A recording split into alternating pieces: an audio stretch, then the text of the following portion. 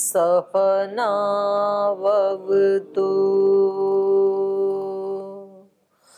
सहनौ भुनक्तु सह वीर्यङ्करवावहै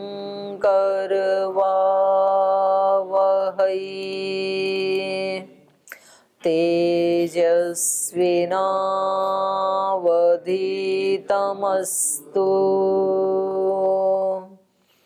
मा विद्विषावहै।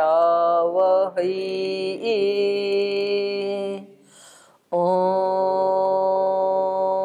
शान्ति शान्ति शान्तिः।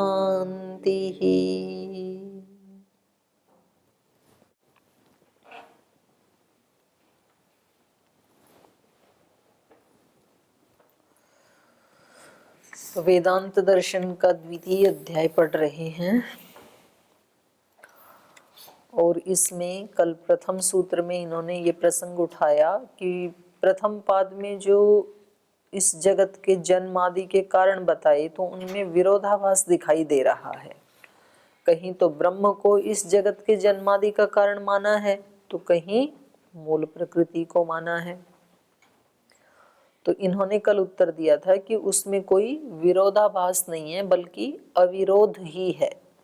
जब एक के बारे में कहा जाता है तो दूसरे की अवहेलना नहीं की जाती है, दूसरे का मना नहीं किया जाता है कि ब्रह्म यदि जगत का कारण है तो प्रकृति का कोई लेना देना नहीं है, ऐसा नहीं है। ये कल बताया। तो कल फिर इन्होंने कहा था कि यदि ऐसा ही है, दोनों को ही कारण मान रहे हैं, एक को निमित्त कारण दूसरे को उपादान कारण यदि मान रहे हैं तो फिर तो जीवों को भी कारण मान लो जगत के जन्म आदि में, क्योंकि जीवों के निमित्त ही इस जगत का जन्म आदि होता है, इस सृष्टि की रचना होती है। तो जिसके लिए होती है वो भी तो कारण हो गए ना। और वैसे भी वो सृष्टि के पहले विद्यमान है, जीव भी। कारण वो होता है जो कार्य से पहले विद्यमान हो। तो कार्य रूप सृष्टि से पहले जिस तरह मूल प्रकृति और ब्रह्म विद्यमान है, उसी प्रकार सब जीव भी विद्यमान है। तो इसलिए इन्होंने फिर उत्तर दिया इतरेषां च अनुपलब्धे। कह रहे नहीं, वो इस तरह से कारण नहीं बन सकते हैं। यद्यपि वो विद्यमान तो हैं सभी जीवात्माएं, लेकिन वो इस जगत की रचना में ना तो उपादान कारण हो सकते हैं और ना तो निमित्त कारण हो सकते हैं। तो वो कारण के रूप में उनको नहीं लिया जा सकता है। तो ये तो सूत्र का अर्थ हो गया। फिर इन्होंने कल एक बात बताई कि शंकराचार्य जी ने इस सूत्र का अर्थ क्या किया, इतरेषां का अर्थ क्या किया उन्होंने, महदादि नाम। जो महदादि प्रकृति के कार्य रूप हैं वो जगत का कारण नहीं है, ऐसा उन्होंने अर्थ किया। तो कह रहे हैं कि बड़ा आश्चर्य है, क्योंकि वो तो इस जगत आदि का कारण किसको मानते हैं, केवल मात्र ब्रह्म को मानते हैं। तो पूरी प्रकृति ही हट गई, मूल प्रकृति। और जब मूल प्रकृति हट गई तो उसके जो कार्य हैं महद आदि वो तो स्वतः ही हट गए। उनको हटाने के लिए यहाँ पर अलग से सूत्र बनाने की कोई आवश्यकता नहीं है। तो इस तरह से जो वो अर्थ कर रहे हैं उस अर्थ को यदि हम स्वीकार करें तब तो एतत् सूत्र रचना वैयर्थ दोष प्रसंगात नात्र शांकर भाष्यम समीचीनम। तो इस सूत्र को बनाना ही अपने आप में व्यर्थ हो जाएगा, तो सूत्र का ही खंडन हो जाएगा। और सूत्रकार इतने अनजान तो नहीं हो सकते हैं, महर्षि व्यास इतनी ज्यादा नादानी तो नहीं कर सकते हैं कि पूरे के पूरा सूत्र ही बना दें जिसकी कोई आवश्यकता ही नहीं थी। तो सूत्र की व्यर्थता का दोष प्रसंग आने से ये माना जाएगा कि सूत्र गलत नहीं है, बल्कि उनका इस सूत्र को जिस तरह से उन्होंने अर्थ किया वो अर्थ उचित नहीं है। जीवा न स्यु जगत कारणम। अब अगले सूत्र की भूमिका बना रहे हैं कि ठीक है, जगत का कारण भले ही ना हो जीव, जीवा न स्यु जगत कारणम तेषाम योगस्तु ब्रह्म प्रकृतिभ्याम सह जगत कारणम स्यात्। लेकिन कह रहे हैं उनका योग तो है ब्रह्म के साथ भी और प्रकृति के साथ भी, क्योंकि ब्रह्म हम सब आत्माओं के अंदर भी है, अंतरात्मा जिसको कहा, तो ब्रह्म के साथ भी संयोग है इस जीवात्मा का, और प्रकृति के साथ भी। शरीर आदि जो हैं, जो प्रकृति से बने हैं, त्रिगुण से बने हैं, तो इनके साथ भी हमारा संबंध, तो जीवात्मा का संबंध दोनों के साथ है, ब्रह्म के साथ भी है, प्रकृति के साथ भी है। तो कह रहे हैं ब्रह्म प्रकृतिभ्याम सह जगत कारणम स्यात्, तो उनका सहयोगी, उनके साथ योग होने से इस रूप में तो कारण मान ही सकते हैं। तो इसका उत्तर दे रहे हैं, एतेन योगः प्रत्युक्तः, कर नहीं, जो हमने ऊपर कारण बताया है, एतेन उसी से, उपरोक्त कारण से ही, जो हमने कहा इतरेषां च अनुपलब्धे, उसी कारण से ही, माने इनका यद्यपि ब्रह्म और प्रकृति के साथ योग तो है, लेकिन कारण के रूप में योग नहीं है, कारण नहीं हो सकते हैं। तो इसलिए एतेन योगः प्रत्युक्त, ऊपर जो हमने इनको जगत के जन्मादि में कारण का निराकरण किया था, उसी तरह योग का भी निराकरण ऊपर वाले सूत्र के द्वारा ही हो जाएगा। योग भी नहीं है इनका, जीवात्माओं का। एतेन, एतेन माने ब्रह्म प्रकृतिभ्याम सह तेषाम योगो अपि निराकृतो वेदितव्य, जो ऊपर हेतु दिया था उसी हेतु से ब्रह्म और प्रकृति के साथ जीवों का योग भी निराकृत हो गया, ऐसे जान लेना चाहिए। कैसे? यदा ते जीवा जगत कारणत्वं न भजन्ते तदा तेषां योगो जगत कारणम इति अनवसरम एव, क्योंकि जब ये सारे जीव जगत के कारणत्व को नहीं उपलब्ध होते हैं, जगत के कारणत्व के रूप में नहीं जाने जाते हैं, तदा तेषाम योगो, तो जगत के कारणत्व में उनका योग, इसके लिए भी कोई अवसर नहीं है। जो जगत का कारण ही नहीं है, तो कारण के साथ उनका योग भी नहीं हो सकता है कि भाई वो साथ जुड़ करके कारण बन जाते हैं, ये बात भी नहीं सिद्ध हो पाएगी। अत्र सूत्रे भी शांकर भाष्यम असंबद्धम वर्तते, कह रहे इस सूत्र में भी शंकराचार्य जी ने जो इसका अर्थ किया है ना, वो भी बड़ा असंबद्ध अर्थ किया है। उन्होंने क्या अर्थ किया है यहाँ पर, ऊपर वाला जो सूत्र था इतरेषां च अनुपलब्धे, उसमें तो महदादि अर्थ कर दिया, और महदादि जो है ये इनका वर्णन सांख्य दर्शन में है। सत्व रजस तम साम साम्यावस्था प्रकृति प्रकृतिर महान, ये पूरी एक उसकी रचना के बारे में बताया है ना। तो इतरेषां से तो महदादि का ग्रहण करके सांख्य का खंडन कर दिया, और यहाँ पर योग कह करके योग दर्शन का खंडन कर दिया। तो इन्होंने अर्थ क्या किया शंकराचार्य जी ने, कि जगत के जन्मादि का कारण जो सांख्य योग में, सांख्य दर्शन में और योग दर्शन में बताया है, वो उचित नहीं है। ये अर्थ कर दिया इन सूत्रों का उन्होंने। योग से क्या ले लिया, योग दर्शन, और ऊपर इतरेषां से क्या ले लिया, महदादि सांख्य दर्शन। अत्र सूत्रेपि शांकर भाष्यम असंबद्धम वर्तते, यतो हि योग दर्शने क्वचित अपि एतादृशं सूत्रम नास्ति यस्मिन् प्रकृति जगत कारणम प्रतिपादितम भवेत्। करें योग दर्शन में कोई भी ऐसा सूत्र नहीं है जिसमें मूल प्रकृति को जगत का कारण प्रतिपादित किया गया हो, ऐसा कोई सूत्र नहीं योग दर्शन में। जब है ही नहीं तो उसका विरोध कैसा। योग कह करके जो इन्होंने योग दर्शन अर्थ लिया है, तो ये तो हो ही नहीं पाएगा, क्योंकि वहां पर ऐसा कोई सूत्र है ही नहीं जो सीधा सीधा मूल प्रकृति को जगत का कारण बता रहा हो। तदा योग प्रतिपादितः प्रकृते जगत कारणवादः प्रत्युक्तः निराकृत इति कथनम अनवसरम एव।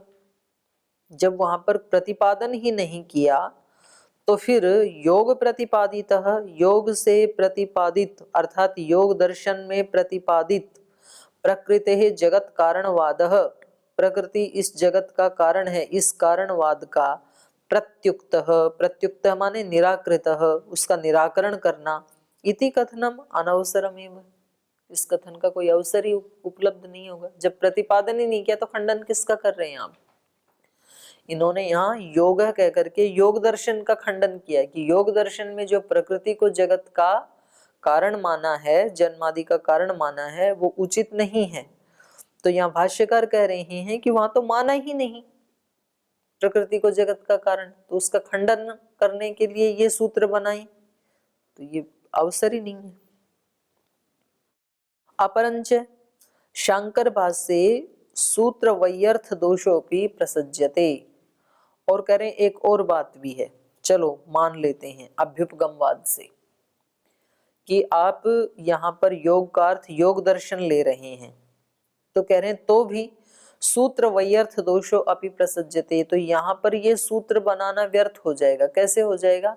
यदा खलु स्मृत्यनवकाश इति सूत्र भाष्ये प्रकृत्याख्यस्य अव्यक्तस्य जगत कारणत्वं प्रतिसिद्धं तदानीं सांख्य प्रतिपादितं वा योग प्रतिपादितं वा स्यात् तत्सर्वमपि प्रतिसिद्धं भवति एव, न पृथक सूत्र रचनाया आवश्यकता वरिवर्ती।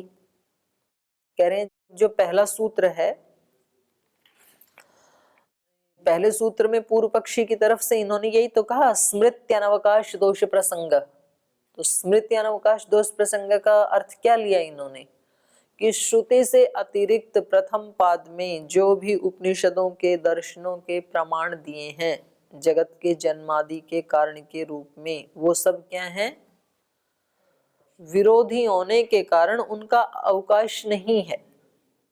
तो जब पहले ही सूत्र में आपने सबका खंडन कर दिया, तो फिर योग दर्शन और सांख्य दर्शन के लिए अलग सूत्र बनाने की क्या आवश्यकता थी?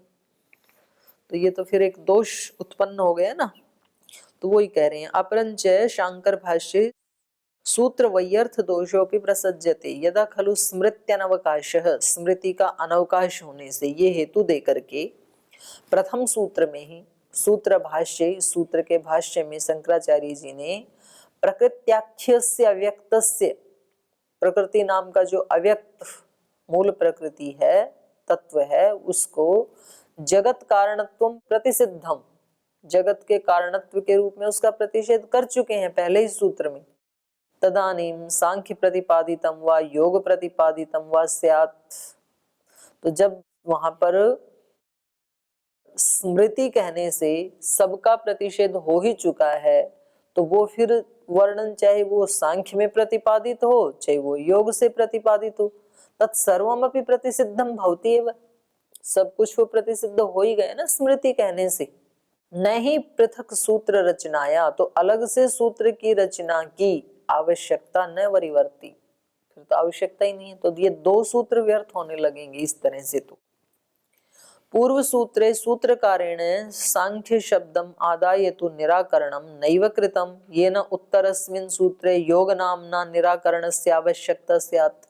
और भी कह रहे हैं पूर्व सूत्रे, जो पूर्व सूत्र है उसमें सूत्रकारेण, सूत्रकार के द्वारा सांख्य शब्दम आदाय, सांख्य शब्द को लेकर के नैव निराकरणम, निराकरण नहीं किया गया। इतरेशाम कहा है ना, सांख्य तो कहा ही नहीं, सूत्रकार ने तो इतरेशाम शब्द का प्रयोग किया है। तो कह रहे हैं कि पूर्व सूत्र में अर्थात दूसरे सूत्र में सूत्रकार के द्वारा सांख्य शब्द को लेकर तो कोई निराकरण किया ही नहीं, जिससे कि ये न उत्तरस्मिन् सूत्रे, जिससे कि आप इस अगले सूत्र में योग नामना, योग के नाम से योग दर्शन के निराकरण से आवश्यकता स्यात्। भाई सांख्य और योग ऐसे आप उसका लगा करके कि जी पहले में सांख्य का किया खंडन, और इसमें हमने तो सूत्रकार ने तो सांख्य कह करके खंडन ही नहीं किया, दूसरे सूत्र में इतरेशाम शब्द का प्रयोग किया है उन्होंने। तो इतरेशाम का अर्थ आप सांख्य क्यों लेते हैं? और कह रहे हैं यदि ही प्रकृत्याख्यस्य व्यक्तस्य जगत कारणत्व निराकरणार्थम सूत्रम इदम आचार्येण विरच्येत तदा स्मृत्यनवकाश सूत्रस्य अनंतरम ही इतरेशं च अनुपलब्धेः इति सूत्राच्च प्राग एव एतेन योगः प्रत्युक्तः।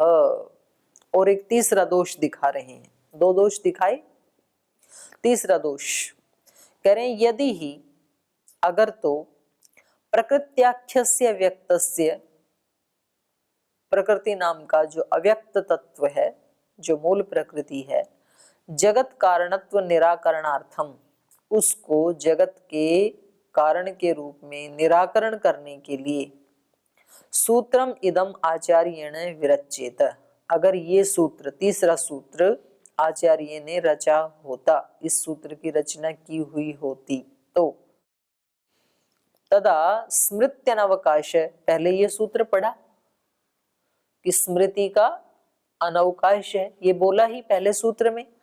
इसके तुरंत बाद सूत्रस्य अनंतरम ही इतरेषां चानुपलब्धेः इति सूत्राच्च प्रागेव, इतरेषां च अनुपलब्धि से पहले क्या कहना चाहिए था? योगः प्रत्युक्त, एतेन योगः प्रत्युक्त, ये दूसरे नंबर पे आना चाहिए था ना। हाँ, एतेन मतलब इसी कारण से, सभी स्मृतियों का क्योंकि अनवकाश है, एतेन योगः प्रत्युक्त, तो इससे योग का भी, योग का मतलब सांख्य योग ही लिया जाता है, तो इसलिए उनका भी खंडन हो जा रहा है।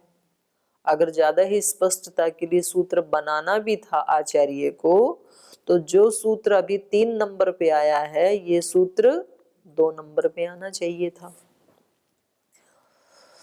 तो कह रहे हैं सूत्राच्च प्राग एव एतेन योगः प्रत्युक्त इति सूत्रस्य रचनया भवितव्यम, इस सूत्र की रचना 2 नंबर पे होनी चाहिए थी। तद इत्थम शांकर भाष्यम सूत्र शैल्यापि नितांतम असंगतम एव, तो कह रहे हैं इस प्रकार से इनका जो भाष्य है, जो इन्होंने अर्थ किया है, ये सूत्र की शैली से भी नितांत असंग है, उसमें संगति नहीं बैठ रही है। तो यहाँ पर योग का मतलब उसके साथ योग लिया जाएगा, और ऊपर वाले सूत्र में इतरेषां का मतलब जीवात्माएं।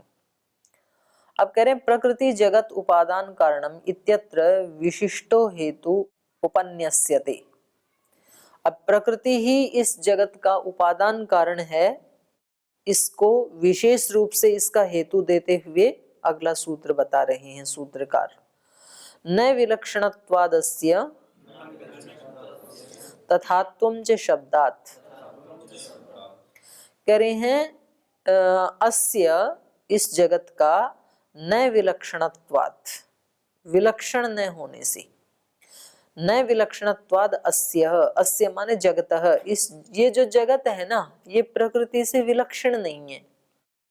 जैसे प्रकृति त्रिगुणात्मक है, वैसे ही ये जगत भी त्रिगुणात्मक है। तो जो कारण में गुण होते हैं वही कार्य में आते हैं, तो कार्य में इस जगत में कुछ भी उससे विलक्षणता दिखाई नहीं दे रही है, बल्कि सामंजस्य दिखाई दे रहा है। न विलक्षणत्वादस्य तथात्वं च, बल्कि क्या है? तथात्वम, तथात्वम माने, तथा माने वैसा, और त्वम मतलब पना, वैसा पना। तो जो त्रिगुणात्मक पना मूल प्रकृति में है, अव्यक्त में है, वो ही जगत में भी है। तथात्वं च शब्दात्, ऐसा हमें शब्द प्रमाण से पता चल रहा है, क्योंकि शब्द प्रमाण से जो मूल प्रकृति के गुण बताए हैं वही जगत में भी दिखाई दे रहे हैं। तो ये अस्य न विलक्षणत्वात्, अस्य, अस्य माने जगतः, जगतः न विलक्षणत्वात्, इस जगत के विलक्षण न होने से, विलक्षण को ही खोल दिया। वैलक्षण, वैलक्षण मतलब वैलक्षण रहितत्वात्, विलक्षणता से रहित होने के कारण, अर्थात समान धर्मत्वात्, उस मूल प्रकृति के ही समान धर्म वाला है ये जगत, कोई विलक्षणता नहीं है उसमें।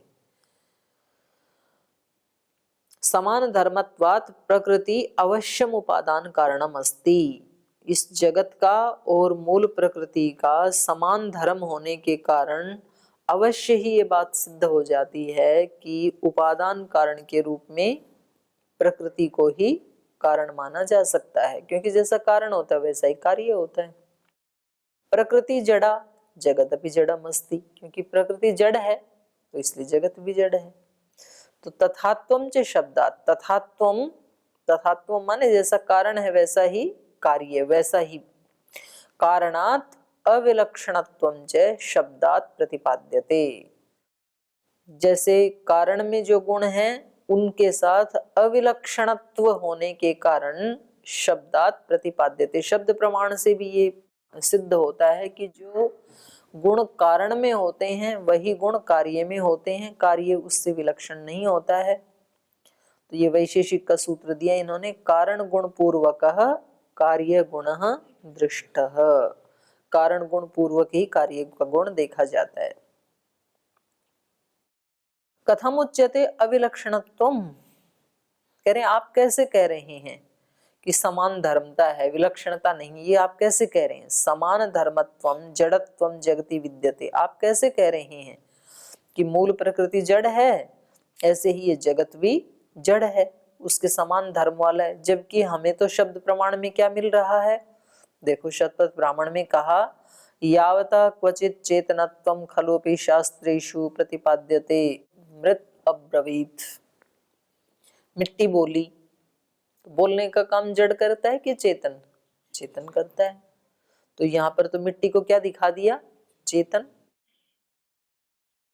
वहां पर ही कहा आपो अब्रुवन, जल बोले।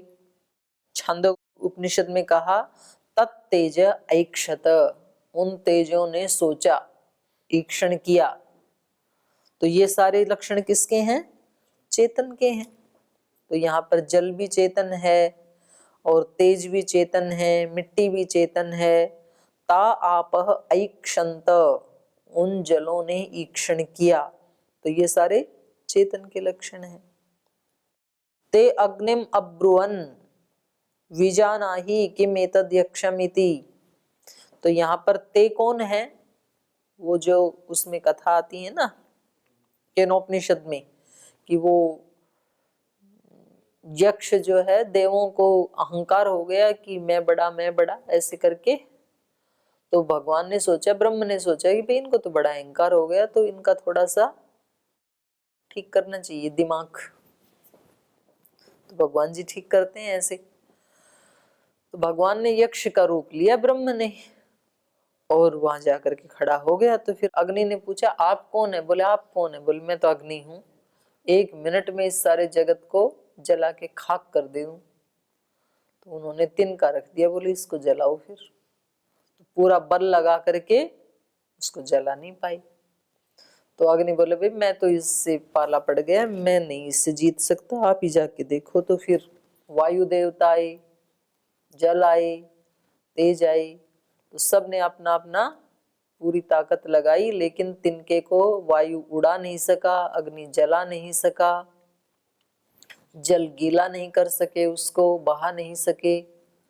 तो फिर उन सब ने मिल करके और ते अग्निम अब्रुवन, उन्होंने अग्नि से कहा विजानी ही, तुम जाकर के पता लगाओ किम एतद यक्षमिति, ये यक्ष कौन है। एक दूसरे को भेजते गए। तो ये क्या दिखाई दे रहा है, चेतन जैसा वर्णन दिखाई दे रहा है कि उन सब ने अग्नि को भेजा। फिर ते ही इमे प्राणा अहम श्रेयसे विवदमाना ब्रह्म जगमुहु। हाँ नहीं, उससे पहले एक और रह गया बृहदारण्यक का ही। तेह वाचम ऊचुहु त्वम न उद्गाय, उन्होंने कहा वाणी से कि त्वम न उद्गाय, तुम उद्गीत का गान मत करो। तो ये भी सारा जड़ है, ये सारे देव, और ये चेतन जैसे दिखाई दे रहा है। तेह इमे प्राणा, वे ये प्राण, अहम श्रेय से, प्राण का मतलब है यहाँ पर इंद्रियां। जैसे यहाँ पर केनोपनिषद में विवाद हुआ था ना, ऐसे ही यहाँ बृहदारण्यक में भी विवाद हुआ इनका, प्राणों का, प्राण माने इंद्रियों का। तेह इमे प्राणा, वे ये इंद्रियां, अहम श्रेयसे, मैं सबसे श्रेष्ठ हूँ, मैं सबसे श्रेष्ठ हूँ, ऐसे विवदमाना, विवाद करते हुए ब्रह्म जगमो, ब्रह्मा के पास गई कि आप ही बताओ हम में से सबसे श्रेष्ठ कौन है। तो ये विवाद करना या किसी के पास जाना, ये सारे लक्षण तो चेतन के दिखाई दे रहे हैं। तो आप कैसे कह सकते हैं जो कारण में गुण होते हैं वही कार्य में होते हैं, और ये जगत है ये मूल प्रकृति से विलक्षण नहीं है, ये आप कैसे कह सकते हैं। विलक्षणता दिखाई दे रही है, जड़ प्रकृति तो बोलती नहीं है।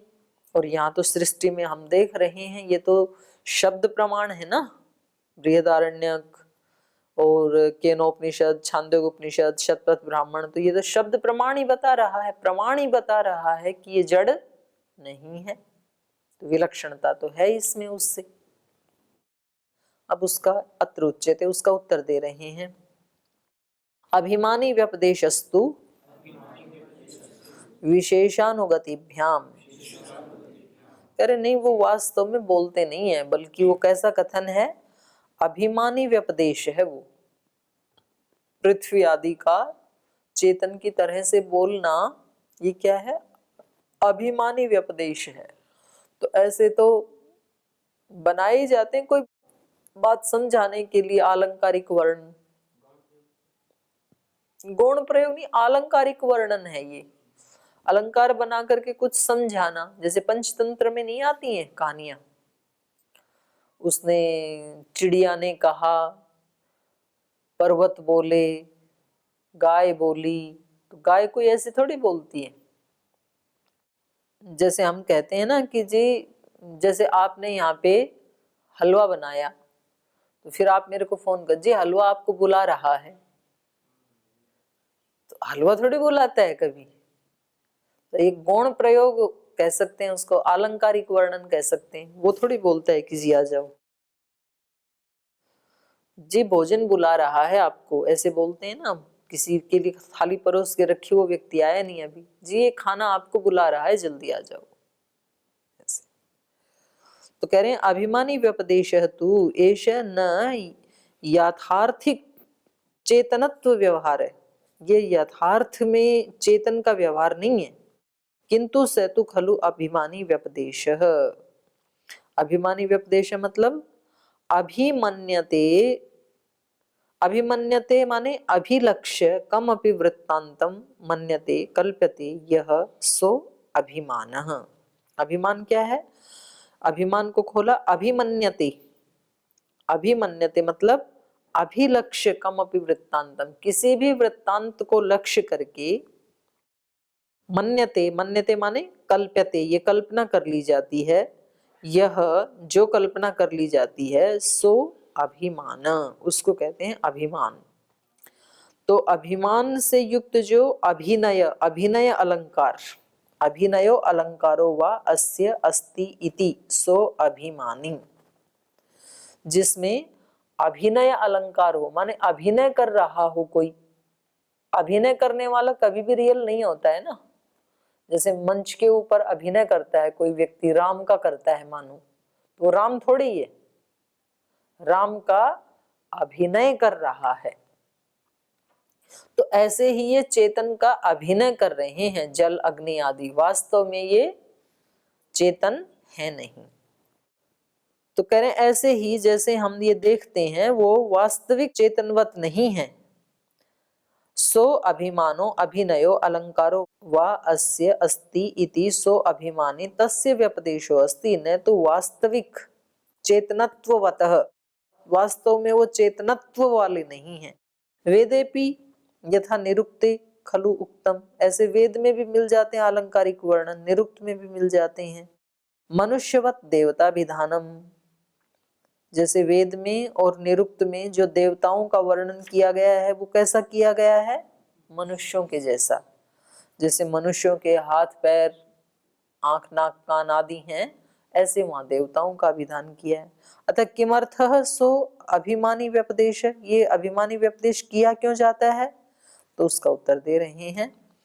विशेषानुगतिभ्याम, विशेष और अनुगति, अनुगति के लिए कुछ विशेष बताना होता है अलंकारिक वर्णन से, या फिर अनुगति, अनुगति माने गति तो सारी चेतन की ही है,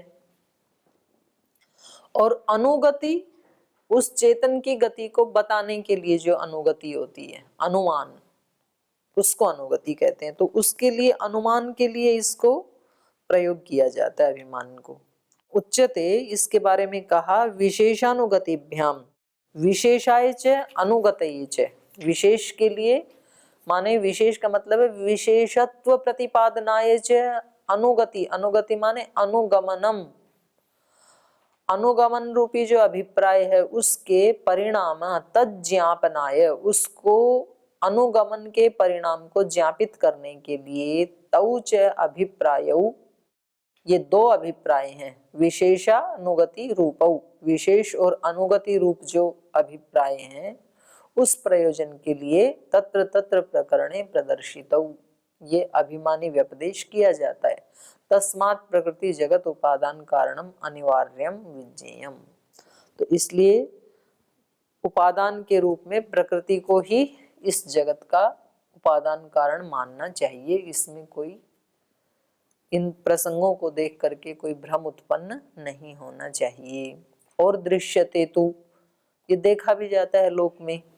तो ये सूत्र फिर कल पढ़ेंगे, आज समय हो गया, यहीं विराम लेते हैं। ओम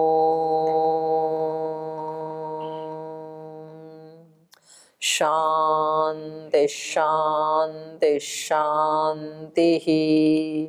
श्री गुरुभ्यो नमः।